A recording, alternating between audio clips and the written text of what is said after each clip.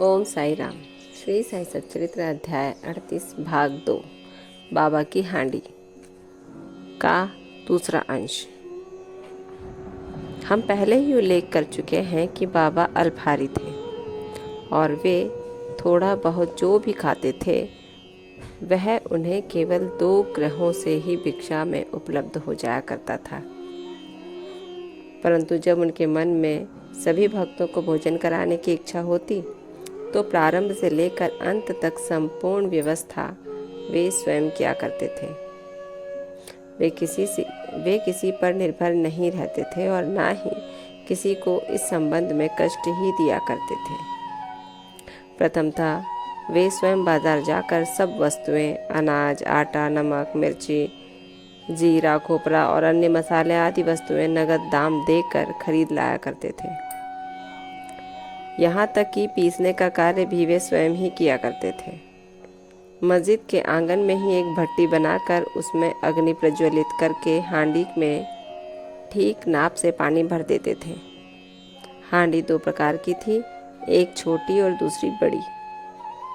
एक में 100 और दूसरी में 500 व्यक्तियों का भोजन तैयार हो सकता था। कभी वे मीठे चावल बनाते और कभी मांस मिश्रित चावल यानी पुलाव बनाते थे। कभी कभी दाल और मुटकले भी बना लेते थे। पत्थर की सिल पर महीन मसाला पीसकर हांडी में डाल देते थे। भोजन रुचिकर बने इसका वे भरसक प्रयत्न किया करते थे। ज्वार के आटे को पानी में उबालकर उसमें छाछ मिलाकर आंबिल यानी आमटी बनाते और भोजन के साथ सब भक्तों को समान मात्रा में बांट देते थे। भोजन ठीक बन रहा है या नहीं यह जानने के लिए वे अपनी कफनी की बाहें ऊपर चढ़ाकर निर्भय हो उबलती हांडी में हाथ डाल देते और उसे चारों ओर घुमाया करते थे। ऐसा करने पर भी उनके हाथ पर न कोई जलन का चिन्ह और न चेहरे पर कोई पीड़ा की रेखा प्रतीत होती थी। जब भोजन तैयार हो जाता तब वे मस्जिद से बर्तन मंगाकर मौलवी से फतीहा पढ़ने को कहते थे। फिर वे मालसापति तथा तात्या पाटिल के प्रसाद का भाग पृथक रखकर शेष भोजन गरीब और अनाथ लोगों को खिलाकर उन्हें तृप्त करते थे। सचमुच में वे कितने भाग्यशाली थे वे जिन्हें बाबा के हाथ का बना और परोसा हुआ भोजन खाने को प्राप्त हुआ। यहाँ कोई यह शंका कर सकता है कि क्या वे शाकाहारी और मांसाहारी भोज्य पदार्थों का प्रसाद सभी को बांटा करते थे? इसका उत्तर बिल्कुल सीधा और सरल है।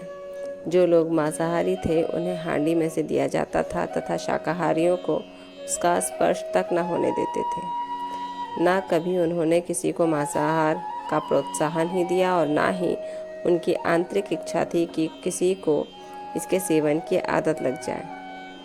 यह एक अति पुरातन अनुभूत नियम है कि जब गुरुदेव प्रसाद वितरण कर रहे तभी यदि शिष्य उसके ग्रहण करने में शंकित हो जाए तो उसका अधपतन हो जाता है। यह अनुभव करने के लिए कि शिष्यगण इस नियम का किस अंश तक पालन करते हैं वे कभी कभी परीक्षा भी ले लिया करते थे।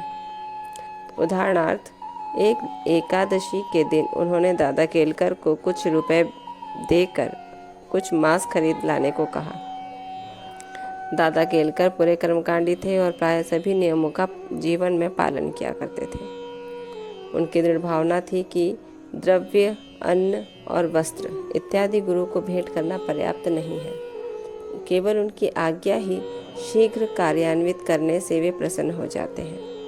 यही उनकी दक्षिणा है। दादा शीघ्र कपड़े पहनकर एक थैला लेकर बाजार जाने के लिए उद्धत हो गए।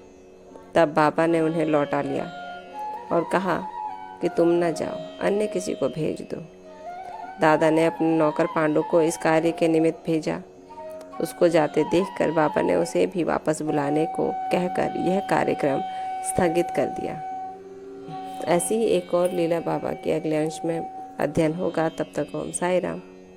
बाबा आप सब पर कृपा रखें, आपको आशीर्वाद दें और कष्टों से दूर रखें। ओम साई राम।